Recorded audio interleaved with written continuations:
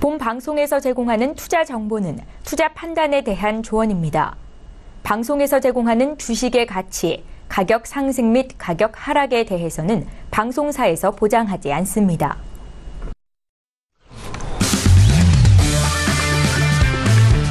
네, 안녕하세요. 해외선물 신사계 MC 김은혜입니다. 수요일 어제 시장에서는 중국의 미국 채권 매입 중단 소식에 의해서 각 종목들의 변동성이 나왔던 시작이었습니다.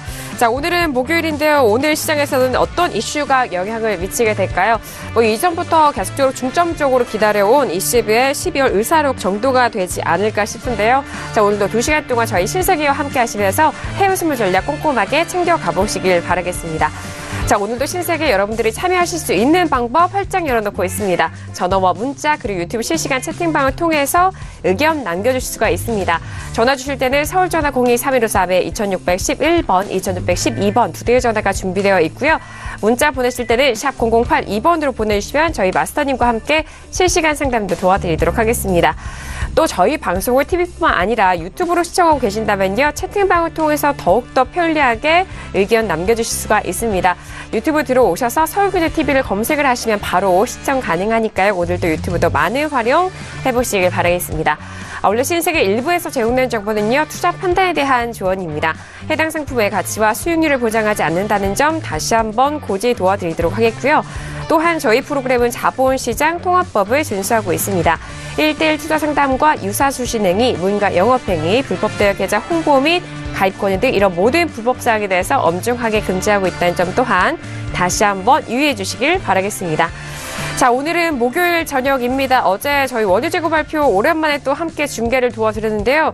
자, 오늘 수요일장에 이어서 목요일장 해외 선물 중점적으로 함께 시장 분석을 해드릴 출연진분들 소개하도록 하겠습니다.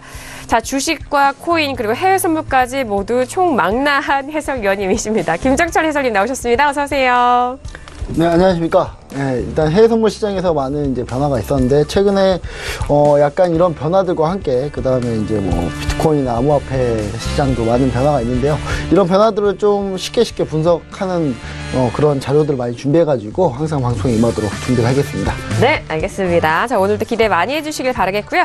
자, 오늘도 김경인 PD 함께 합니다. 김경인 PD. 네, 안녕하세요. 김경인입니다. 오늘도 지금, 미국 시간으로 아침이 되면서 조금 전과는 또 다른 양상이 좀 펼쳐지고 있는 것 같습니다. 여러 가지 소식들이 들려오고 있는데요. 오늘도 발빠르게 전달해 드리도록 하겠습니다. 네, 알겠습니다. 오늘 22쪽에서 좀 중점적으로 이슈가 있는 만큼 또 김경인 PD 오늘 바쁠 것 같은데요.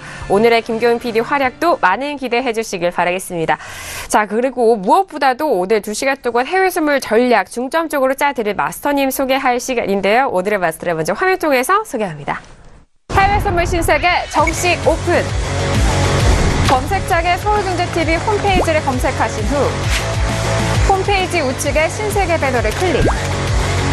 아래 다운로드 버튼을 눌러 신세계를 설치 후 실행하세요. 회원가입 후 1577-7451로 전화해 무료 참가 신청을 하면 준비 끝! 신세계의 여러 마스터 중 나만의 마스터를 선택! 실시간으로 마스터의 매매 내역을 무료로 받으세요. 트레이딩의 액션, 해외 선물 신세계. 자세한 사항은 문의 전화 및 홈페이지를 참조하세요.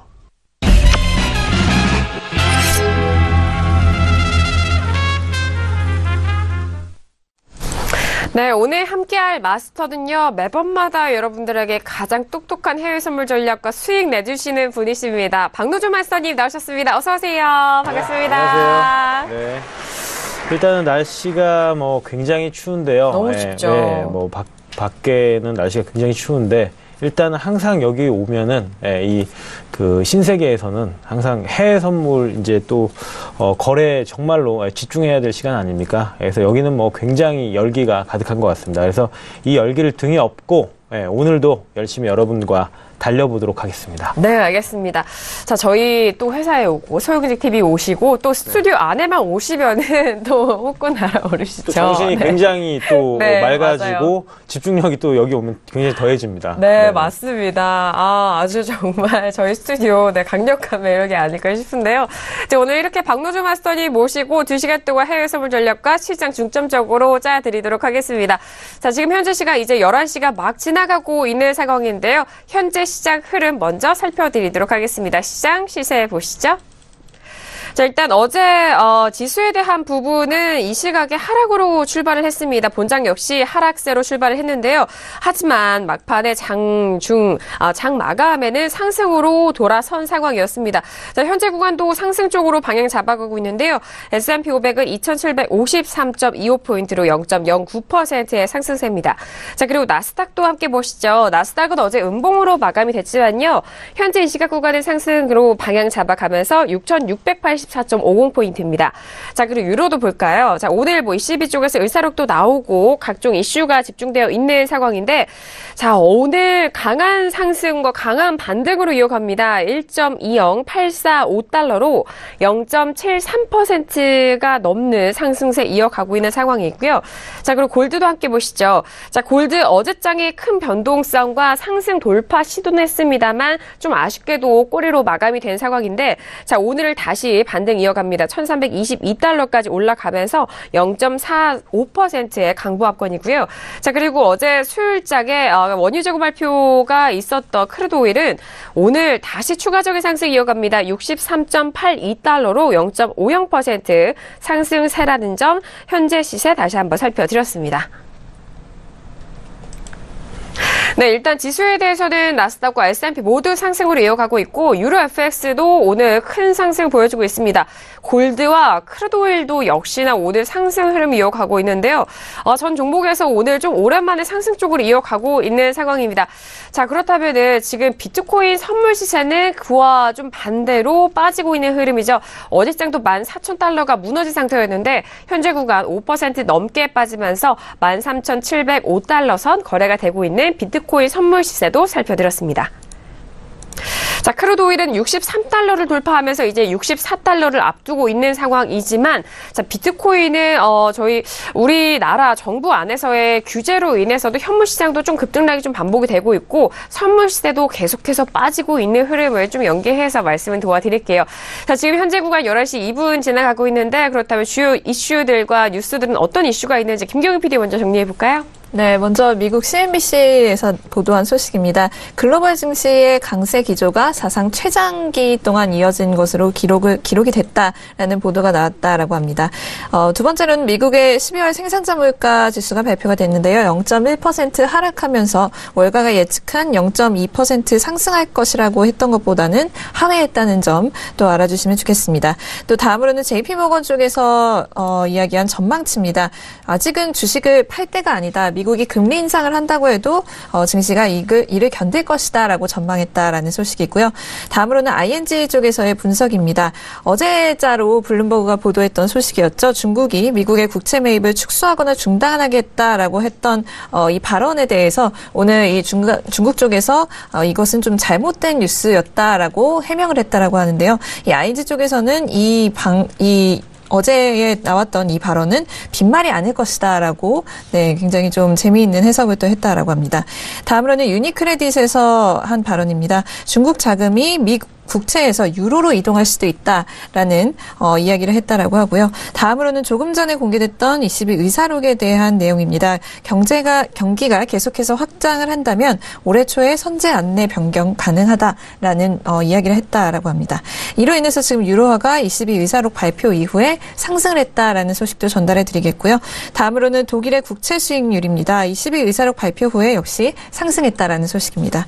다음으로 마지막으로 원유 소식입니다. UAE에서 원유 시장이 아직 균형을 이루지 못했다면서 아직 조정이 필요하다라고 인터뷰했다라는 소식까지 전해드리겠습니다. 네, 알겠습니다. 어제 좀 뜨겁게 달궜던 중국이 미국의 이 국채 매입에 대한 부분 말씀을 드렸는데 하지만 워낙 큰 규모로 중국 쪽에 자본이 들어와 있는 만큼 함부로 이탈이 되지 않을 것이다라는 그런 무게감도 있는 것 같습니다. 이에 따라서 좀 발언이 여러 가지 나오고 있는데요. 그리고 거기에 유로화에 대해서는 ECB 의사록이 발표가 된 이후 상승으로 방향 잡아가고 있는데 일단 경제가 계속적으로 확장이 된다면 올해 초에 선제 안내 변경에 대한 가능성을 열어두는 그런 의사록 발표에 의해서 유로 FX 상승 쪽으로 방향을 잡아가고 있는 상황입니다. 자, 그리고 금요일 날 소비자 물가지수를 가늠할 수 있는 생산자 물가지수가 발표가 된 상황입니다. 자, 일단 생산자 물가지수에 대해서 앞서서 좀 지표도 말씀을 도와드렸는데 잠시 후에 다시 한번 정리를 도와드리도록 할게요. 자, 이 시각 뉴스와 현재 시세도 살펴드렸고요. 그렇다면 오늘 취재진분들과는 어떤 이슈를 먼저 다루게 될까요? 오늘의 퓨처스 이슈 토크 먼저 이슈 화면 통해서 확인합니다. 네, 오늘의 퓨처스 이슈 토크입니다. 먼저 첫 번째 이슈는 S&P 500입니다. 중국의 미국의 국채 매입 축소에 대한 가능성과 나프타 탈퇴 가능성에 조정을 받았습니다. 하지만 상승 쪽으로 좀 마무리가 됐고 현재 구간도 상승으로 방향 잡아가고 있는데요. 현재 구간에서 시장 전략 짜드리도록 하겠습니다. 자, 두 번째 이슈는 방금 전에 이슈 점검으로 좀 알아본 유로 FX입니다. 자, 일단 22 의사록 발표 이후 1.2 가격대를 회복을 한 상황입니다. 오늘 좀 꽤 큰 상승을 기록을 하고 있는 중인데요. 이후의 가격대에서도 함께 지켜보도록 하죠. 자, 그리고 세 번째 이슈는 어제 원유 재고 발표를 만나본 크루드 오일입니다. 높은 재고 감소와 달러 약세에도 고점 부담감에 제한적인 상승을 보여줬습니다. 하지만 오늘장은 그 마무리된 가격대에서 더욱더 탄력을 받아가면서 63달러를 돌파를 했고요. 현재 구간 63.82달러 거래가 되고 있는 상황입니다. 자, 마지막 이슈는 골드입니다. 달러 인덱스의 하락과 미국의 정치적 불확실성 등에 상승을 했습니다. 현재 구간도 1320달러 이상으로 높여가면서 1321.7달러에서 거래되고 있네요. 네, 오늘도 이렇게 네 가지 이슈를 준비했습니다. 지수에 대해서는 워낙 빠지고 난 이후 막판에는 다시 좀 들어 올리면서 상승으로 계속해서 이어가고 있는 상황인데요. 자, 첫 번째 이슈 바로 S&P 500입니다. 자, 어제도 결국엔 상승으로 마감이 됐고 현재 구간도 고점을 높여가면서 상승으로 이어가고 있는 상황인데요. 나스닥도 역시나 오늘은 상승 쪽으로 방향 잡아가고 있는 상황이고요. 잠시 후 30분 이후에는 개장 후 또 지수에 대해서도 다시 한번 살펴드리도록 할 텐데요. 자, 먼저 S&P 500 업앤다운 들어본 이후에 다시 한번 의견 나눠보도록 하겠습니다. 자, 첫 번째 이슈는 S&P 500입니다. 들어볼게요. 하나, 둘, 셋. 저도 관망 듣고 싶었는데, 네, 저 업이고요. 김기현 PD 업이고, 그리고 또, 오랜만에 나온 지수의 남자님. 다운이시고, 해설위원님은 관망이시네요. 자, 오늘, S&P가 고민이 좀 많이 되는 시점이 아닐까 싶습니다. 다양한 의견이 나왔어요. 자, 그렇다면 먼저 김기현 PD 오늘 다시 또 업을 들어주셨는데, S&P 업에 대해서 들어볼까요? 네, 우선 지금 글로벌 시장에서 오늘장 같은 경우에는 조금 혼조였다라고 보는 게 맞을 것 같습니다. 지금 어제장 같은 경우에 지금 중국발 이슈 때문에 좀 달러도 그렇고 증시도 그렇고 좀 휘청하는 모습을 보였는데요. 사실 그게 이제 어제 제가 말씀드렸듯이 이 상승 기조가 무너진 것은 아니고 어제는 이제 일종의 악재라고 할 수 있는 어떤 사건이 일어났기 때문에 어제는 다운으로 마감을 할 수도 있다라고 제가 말씀을 드렸습니다. 그만큼 이제 외신에서는 계속해서 좀 상승 추세가 이어질 것이다. 적어도 뭐 1월 중순에서 1월 말까지는 계속해서 이어질 것이다라고 보고 있는 상황이고요. 그리고 지금 그 이외에 다른 이슈도 있습니다. 중국발 이슈가 지금 중국 쪽에서 사실 그게 가짜 뉴스였다.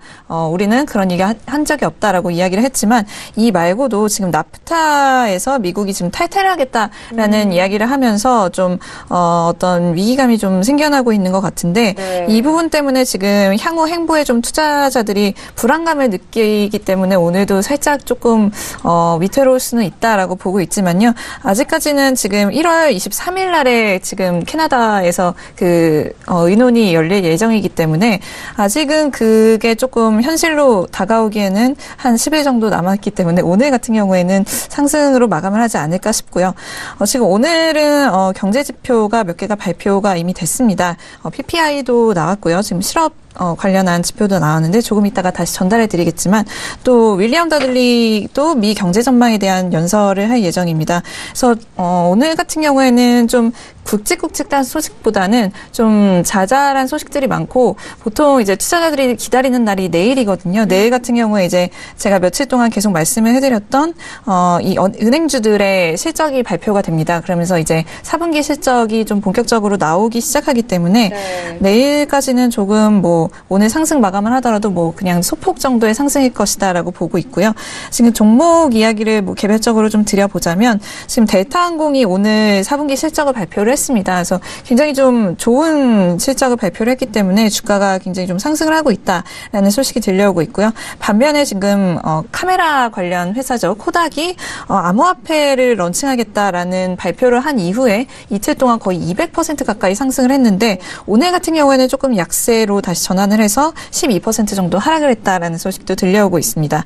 그래서 애널리스트의 인터뷰도 함께 올라오고 있는데요. 어제 중국발 뉴스로 인해서 시장이 다소 침체되어 있는 분위기이기는 한데 어닝 시즌이 좀 더 긍정적인 시그널을 가져와야 한다. 그러니까 이제부터 좀 중요하다라는 이야기겠죠. 그래서 투자자들이 4분기 실적 발표를 앞두고 좋은 결과를 이미 좀 기다리고 있기 때문에 네. 그런 기대치에 좀 기업들이 부응을 하느냐를 봐야 되겠고 그리고 또 세제 개편안으로 인해서 기업들의 이득이 정확히 좀 반영이 되고 있느냐 이 두 부분을 좀 체크를 해야 한다라고 이야기를 했다고 하는데요. 아직까지 이 1월 효과에 대한 부분 그리고 상승 추세에 대한 부분 꺾이지 않았다라고 보고 있기 때문에 오늘도 상승할 것이라고 예측해 보겠습니다. 네, 어제장에 뭐 함께 말씀드린 부분이에요. 1월 효과에 대해서 증시 이번 한 달 좀 기대를 해봐도 좋다. 그리고 4분기 실적 시즌이 시작되는 만큼 그 기업들에 대한 긍정적인 뉴스 지수에 대해서 계속적으로 견조하게 지지가 되고 있다라는 부분 말씀드리고 있는데 자 오늘도 역시나 같은 연계된 흐름으로 오늘 지수에 대해서 상승에 대한 의견 들어봤습니다. 자 그렇다면 마스터님 의견 듣기 전에 해설위원님은 오늘 관망을 좀 들어주셨는데 네.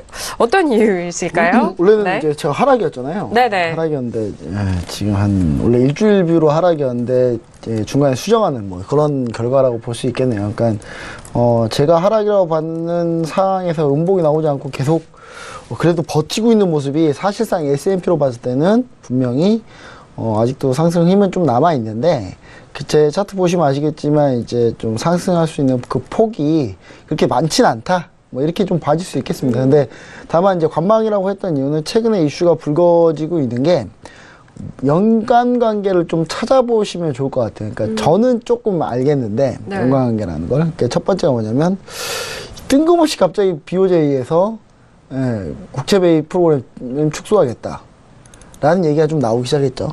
미국 경기가 한참 좋아지고 있는 상황에서 이제 일본이 계속 양적 완화를 하다가 갑자기 국채 매입을 축소하겠다라는 얘기를 살짝 던졌어요.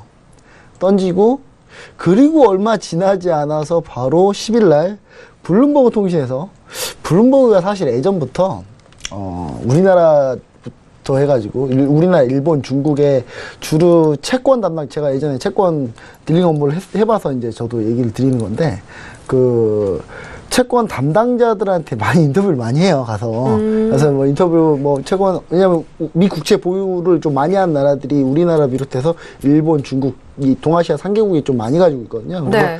주로 블룸버그 통신원들이 하는 일이 채권 담당자들 만나는 일 좀 많이 하는 편이거든요, 실제로도. 그래요? 네, 네. 그래서 제가 봤을 때는 이제 실제로 한국에서도 많이 활동을 하고요. 그래서 이제 인터뷰를 자주 하는 편인데, 일본에서 그 일이 터지고 갑자기 중국에서 익명의, 이름 밝히잖아요. 익명의 사람이. 네. 갑자기, 미국 채권 매력이 좀 줄어들었다.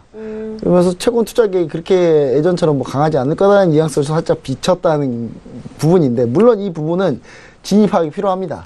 왜냐면, 뭐, 익명이라, 알 수 없는 얘기잖아요, 사실은. 정말 알 수 없죠. 직이랑 이런 게 좀 네. 나오면은 좀 네.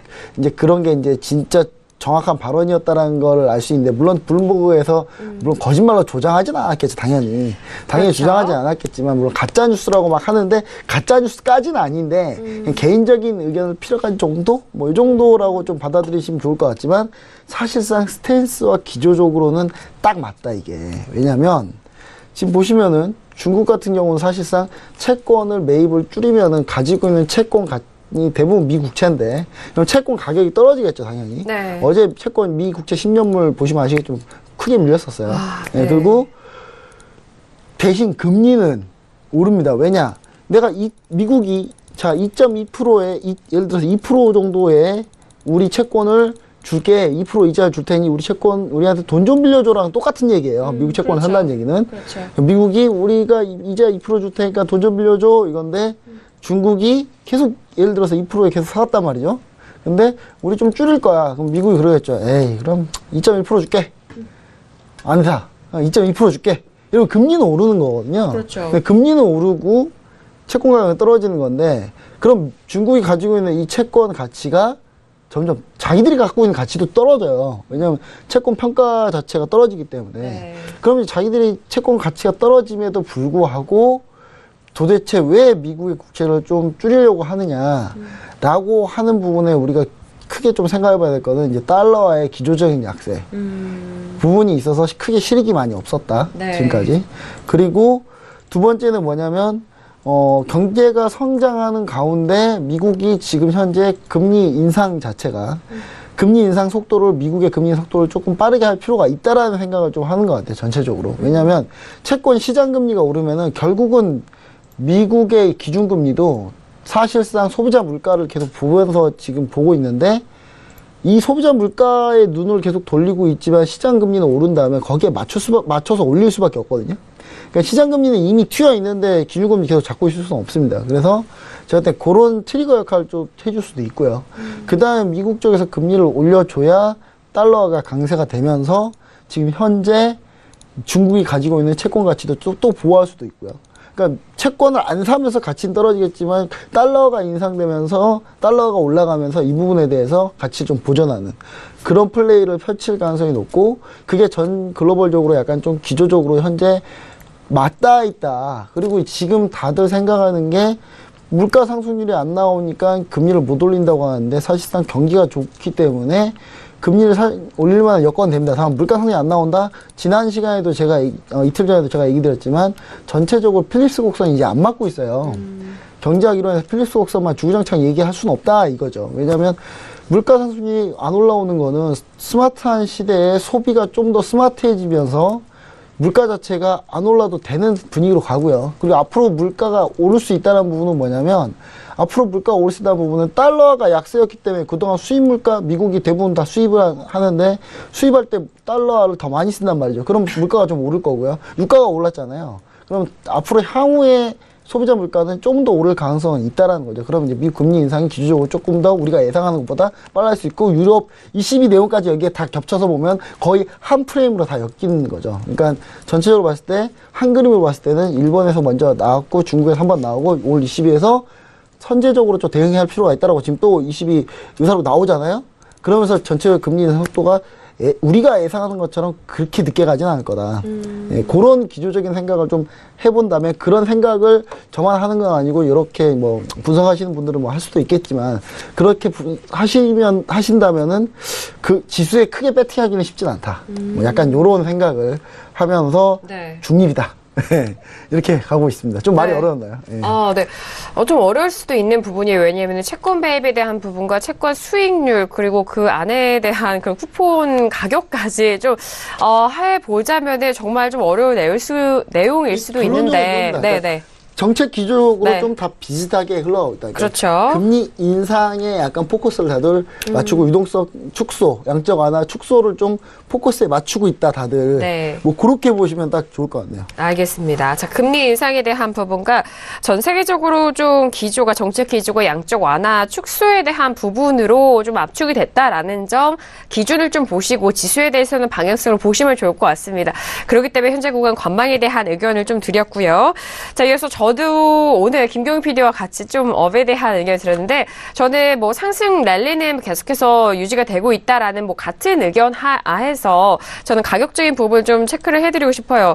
일단 어제 종가가 일단 2,750포인트인데 오늘의 시가도 뭐 비슷합니다. 오늘 시가도 2,750포인트인데요. 지금 2,754.75포인트입니다. 저는 2,750포인트 시가 또는 40대 후반에서 좀 눌림 시에 매수적인 접근이 괜찮지 않을까라는 생각에서 오늘 상승 매수에 대한 의견 드리는 반대요. 1월 9일 날에 기록을 했던 고가는 2,760까지 올라갔던 부분입니다. 그렇기 때문에 손절 좀 짧게 잡으시고 눌림 시 매수적인 접근 유효하지 않나라는 생각에서 오늘 업에 대한 의견 드리도록 하겠습니다. 네, 이렇게 첫 번째 이슈입니다. S&P 500에 대해서 들어보고 있는 상황인데요. 앞서서 시세 말씀을 드렸듯이 계속적으로 고점 향해 가고 있는 상황입니다. 자, 그렇다면 마스터님은 지수에 대해서는 워낙 이전부터 저희 해외 선물의 시인을 통해서도 지수에 대해서는 워낙 좀 좋은 뷰와 전략을 해주셨고 오늘도 참 궁금한 뷰인데요. 다운 들으셨단 말이죠. 네, 다운입니다. 네네.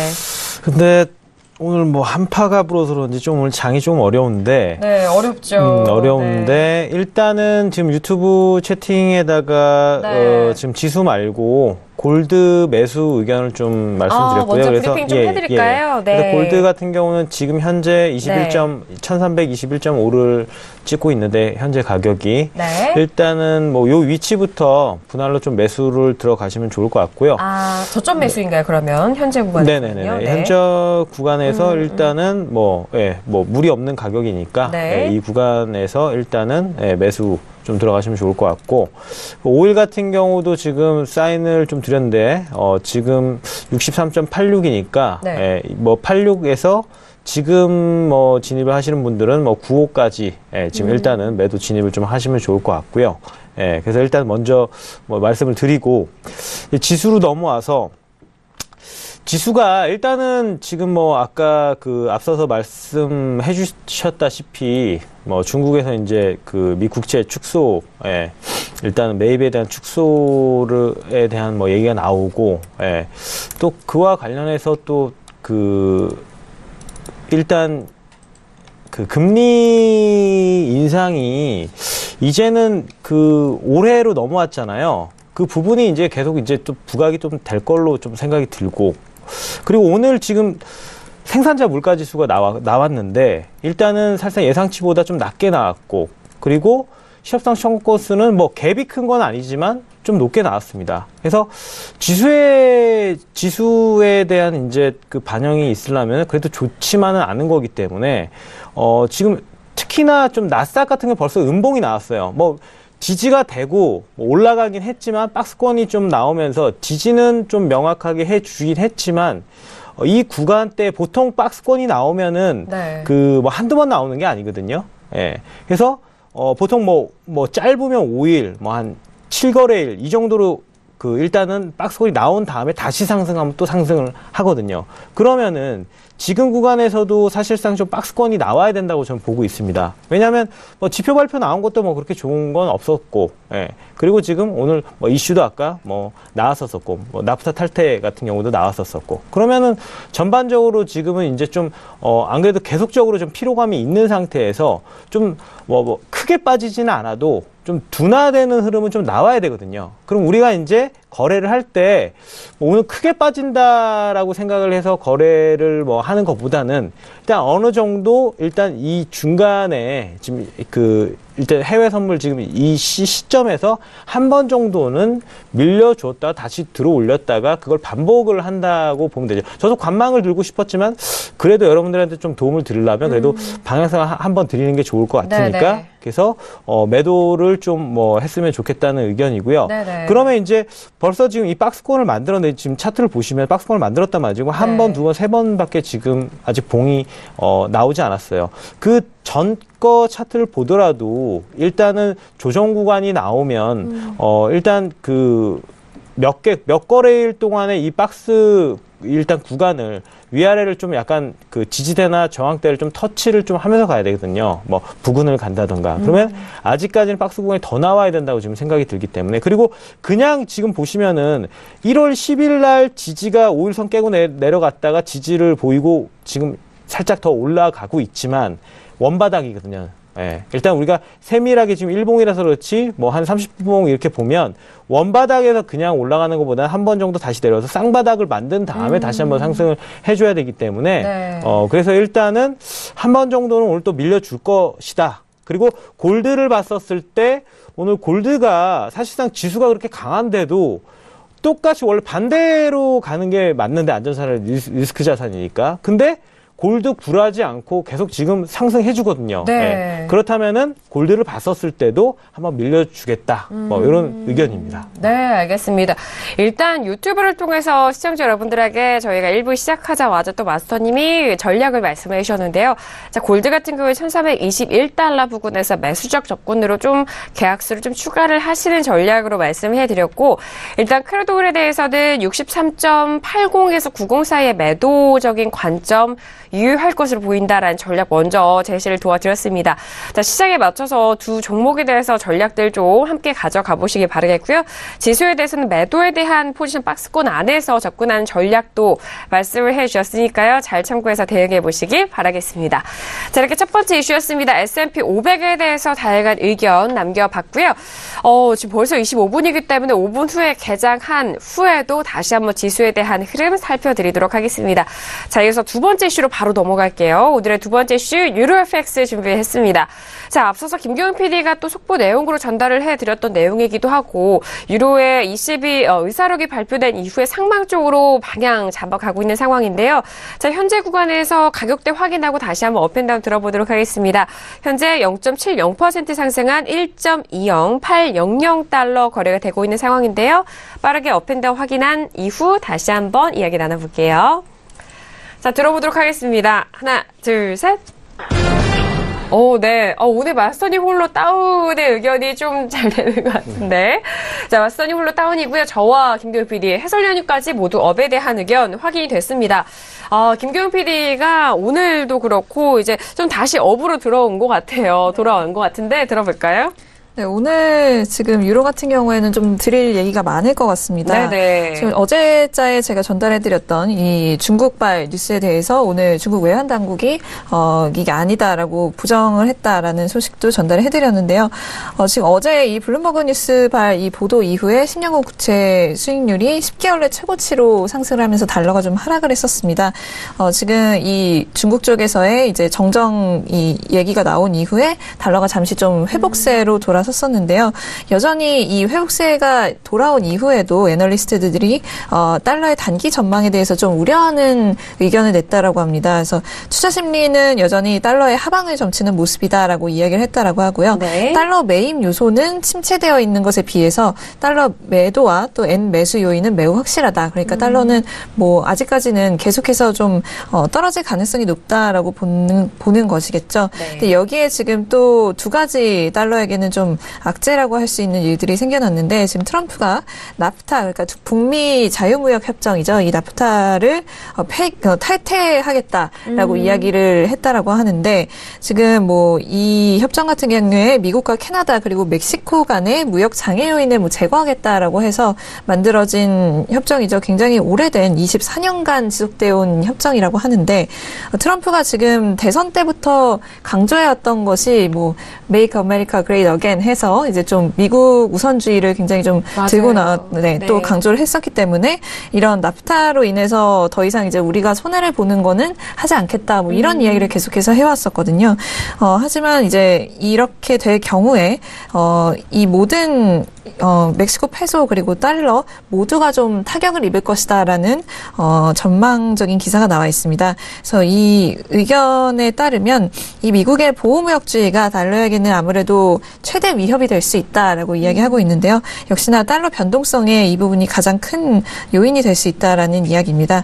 어제 로이터에서는 한 익명의 그 캐나다 정부 관료의 말을 인용을 하면서 이런 보도를 했었는데요. 캐나다는 트럼프가 나프타를 이제 탈퇴할 것이다라고 좀 강하게 생각한다라고 이야기했다고 합니다. 그래서 이미 캐나다 쪽에서 좀 향후에 어떻게 할지 전략을 좀 짜고 있다라는 이야기도 했었는데, 이에 대한 이제 향후 회담은 1월 23일로 지금 예정이 되어 있다라는 소식까지 들려오고 있습니다. 네. 만약에 이 협정이 파기가 된다면은 이 멕시코와 캐나다 그리고 미국 간의 통합 역시 좀 위기에 처할 수밖에 없는 상황이 되겠고요.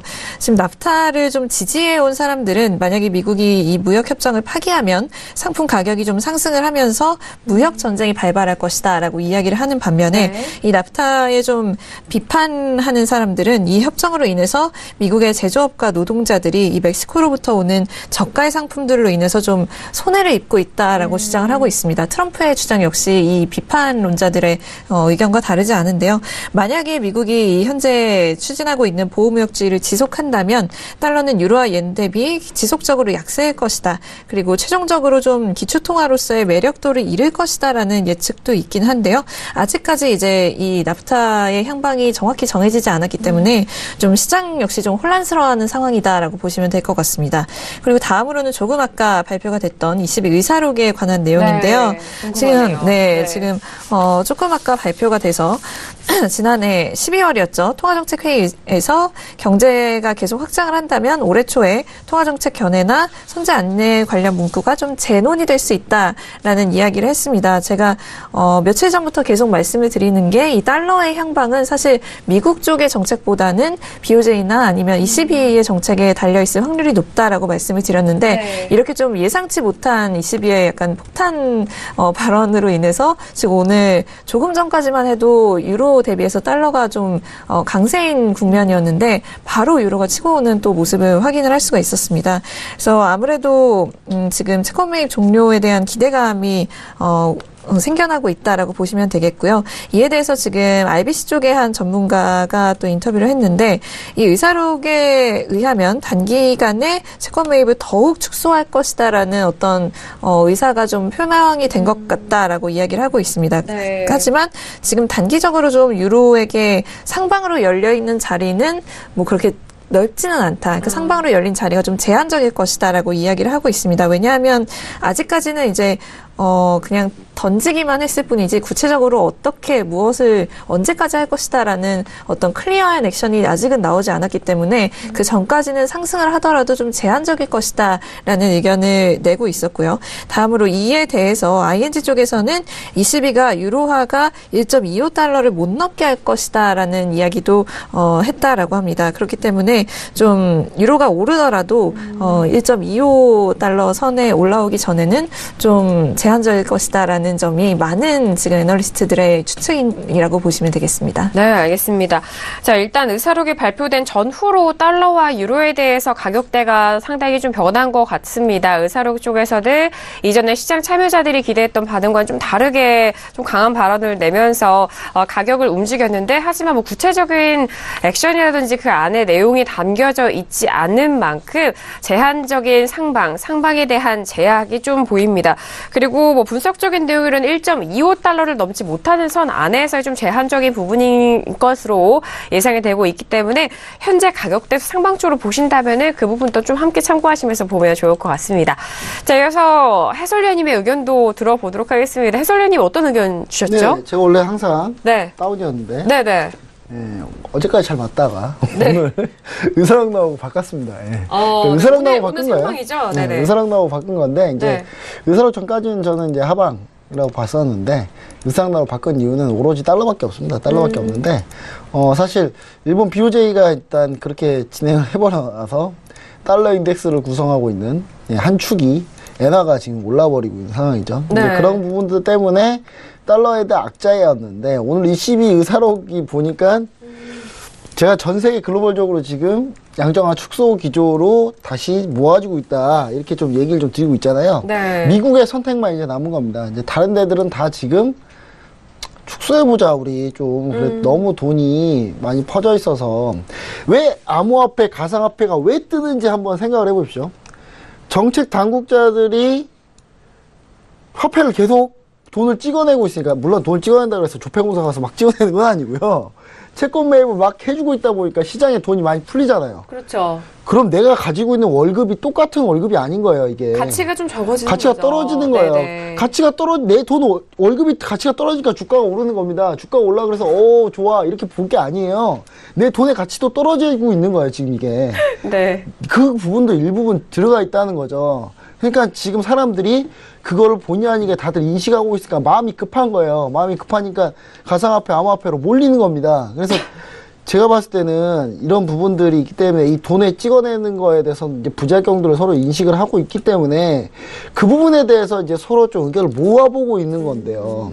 그리고 이게 너무 길어지고 이게 오래되면 결국 2008년 꼴이 다시 납니다, 이게.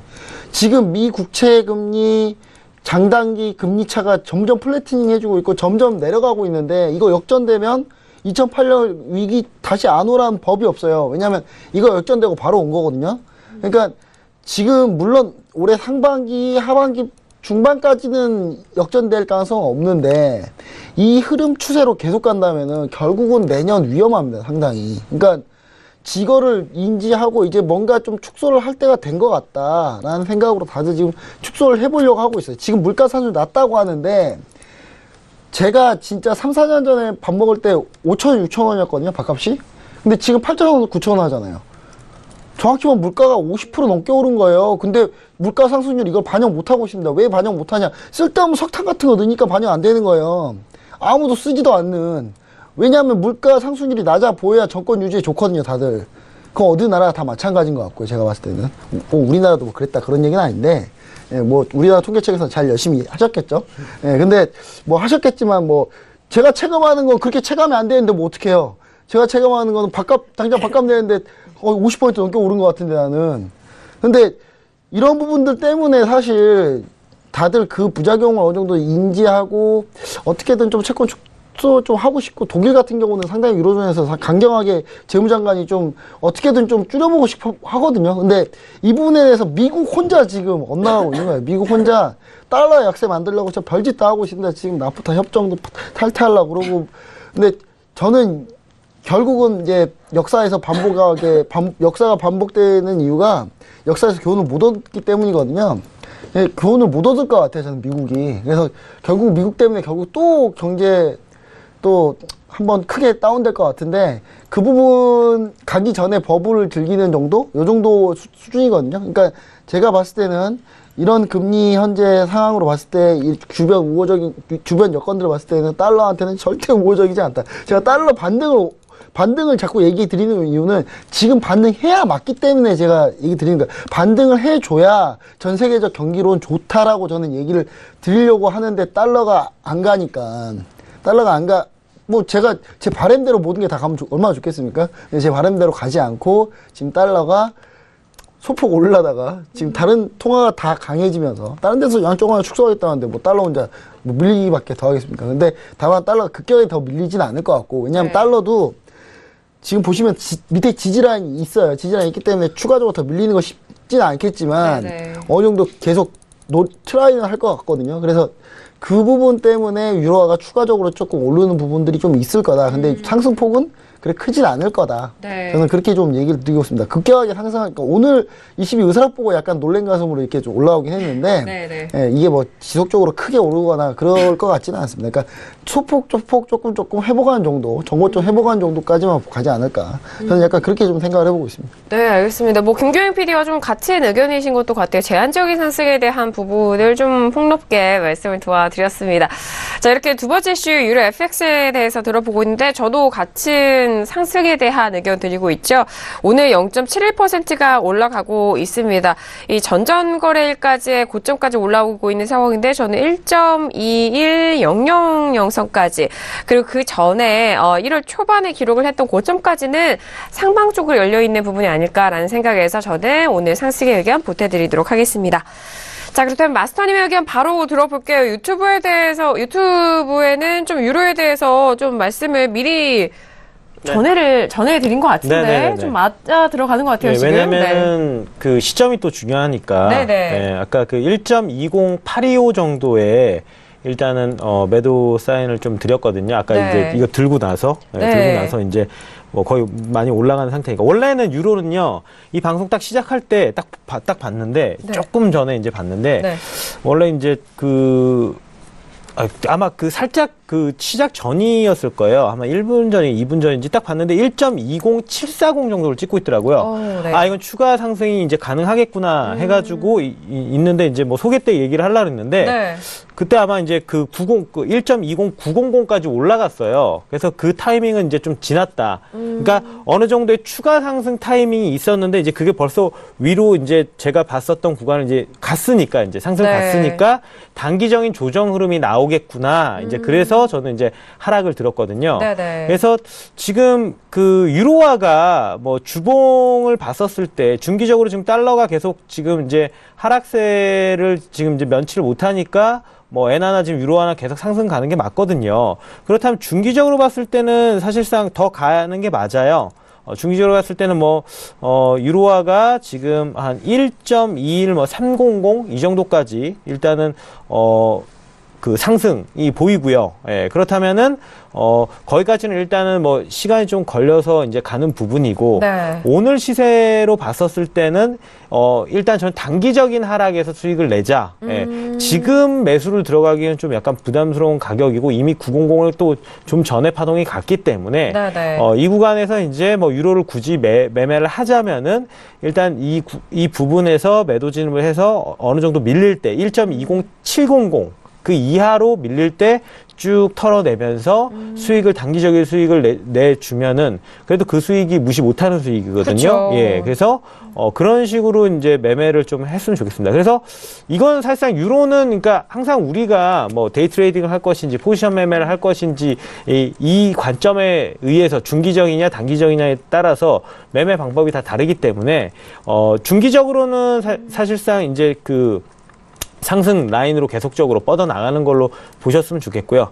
단기적으로 봤을 때는 오늘은 크게 수익을 유로로 크게 빠지는 수익을 내려는 것보다는 이 부분에서 일단은 조정을 일단 노리고 어느 정도의 수익이 나오면 빠져나오는 그러한 전략으로 가면 좋을 것 같습니다. 네, 네네. 알겠습니다. 자, 지금 유로 FX 시간이 언젠가요? 거의 10시 가까이 왔을 때 좀 빠르게 상승을 했던 시점이 10시 정도였습니다. 그 후에 지금 현재 구간 좀 소폭으로 하락 쪽으로 방향을 잡아가고 있는데, 자, 여기서 단기적인 매도 관점으로 수익을 좀 가져가시는 전략을 말씀을 도와드렸습니다. 워낙 해외스몰에서는 또 타이밍과 시간대가 중요한 만큼 지금 구간에서 매도 전략 말씀드렸으니까요. 참고해 보시길 바라겠고요. 1.20700달러 이하로 내려갔을 때는 더욱더 매도적인 뷰로 열려 있다라는 점, 목표가로 청산도 함께 챙겨가 보시길 바라겠습니다.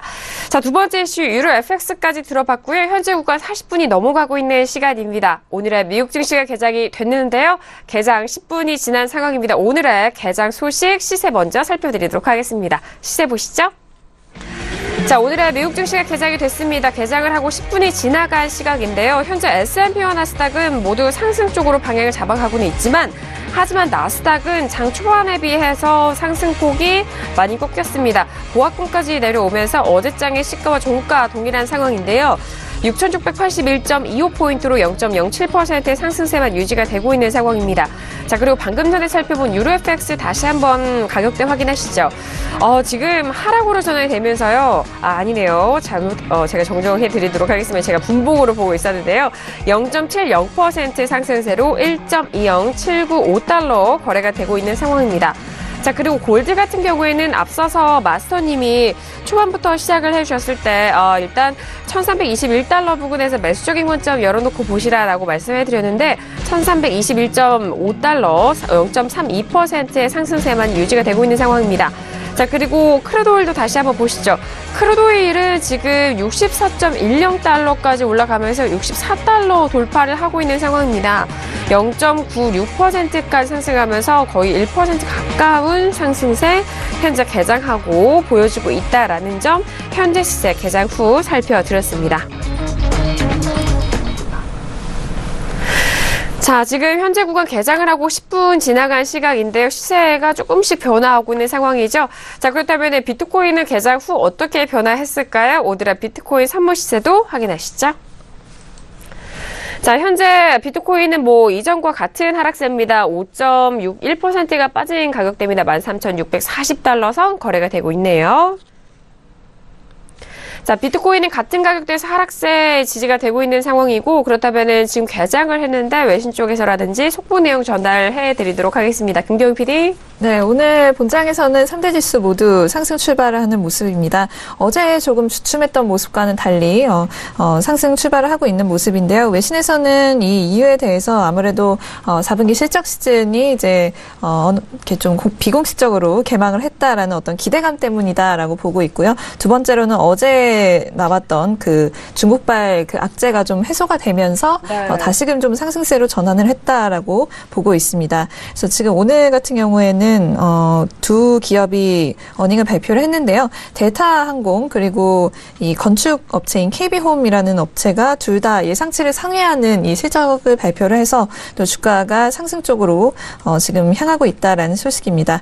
그리고 지금 이 4분기 실적치에 대해서 S&P 캐피탈 IQ 쪽에서는 10.6% 정도 상승을 할 것이다라고 전망을 했다라고 하고요. 또 톰슨로이터 IBS에서 집계한 바에 의해서도 비슷하게 11.8% 정도 상승할 전망이다라고 이야기를 하면서 이 실적 시즌이 전망이 굉장히 좀 밝다라고 대부분이 보고 있다라는 점도 체크를 해드리도록 하겠습니다. 그리고 지금 유가가 방금 보셨듯이 64달러를 돌파를 했다라고 하는데 이런 점 때문에 지금 원유 관련 주들도 굉장히 좀 좋은 모습을 보이고 있습니다. 엑소모빌이라든지 뭐 기타 오일 관련한 업체들도 지금 주가가 상승하고 있는 모습이고요. 네. 지금 전문가들은 그래서 전반적으로 지금 다시금 원래의 이제 어제를 제외했던 1월 달부터 계속 이어져 왔던 상승 추세로 다시 돌아섰다라고 보고 있는 모습입니다. 네, 알겠습니다. 4분기 실적 시즌인 만큼 기업들의 실적에 대한 뉴스 계속해서 나오고 있고요. 본장에서는 뉴욕 증시가 실적 기대감 속에서 3대 지수 모두 상승 출발했다라는 소식입니다. 어제장에서는 본장에서 3대 지수 모두 하락을 출발했는데 오늘은 상승으로 다시 전환이 되면서 출발됐다는 점 속보 내용 전달해드리도록 하겠고요. 지금 S&P 500의 기업 실적이 11.8% 상승이 전망이 되고 있다라는 소식과 함께 실적에 대한 기대감 계속해서 불러일으키고 있다라는 점까지 기사 내용 정리를 도와드리도록 하겠습니다. 자, 1부에서는 두 가지 이슈까지 점검을 도와드렸습니다. 나머지 세 번째 이슈와 네 번째 이슈인 크루드오일과 골드에 대해서는요. 2부에서 계속해서 이어가도록 하겠고요. 또 2부는 시청자 여러분께서 보내주신 문자 상담과 다양한 상담 내용 본격적으로 도와드릴 예정이니까요. 지금도 많은 접수해 주시길 바라겠습니다. 자, 저희 신세계 1부에서 제공된 정보는 투자 판단에 대한 조언입니다. 상품의 가치와 수익률을 보장하지 않는다는 점 다시 한번 유의해 주시길 바라겠고요. 또한 저희 프로그램은 자본시장 통합법을 준수하고 있습니다. 1:1 투자 상담과 유사수 신행위, 무인가 영업행위, 불법 대여계좌 홍보 및 가입 권유 등 이런 모든 불법 사항에 대해서 엄중하게 금지하고 있다는 점 또한 다시 한번 고지 도와드리도록 하겠습니다. 자, 1부 여기서 마무리하겠고요. 잠시 후 2부에서도 박노주 마스터님과 함께 돌아오도록 하겠습니다. 감사합니다.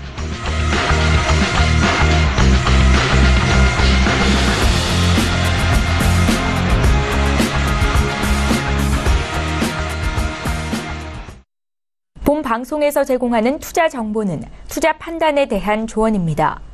방송에서 제공하는 주식의 가치, 가격 상승 및 가격 하락에 대해서는 방송사에서 보장하지 않습니다.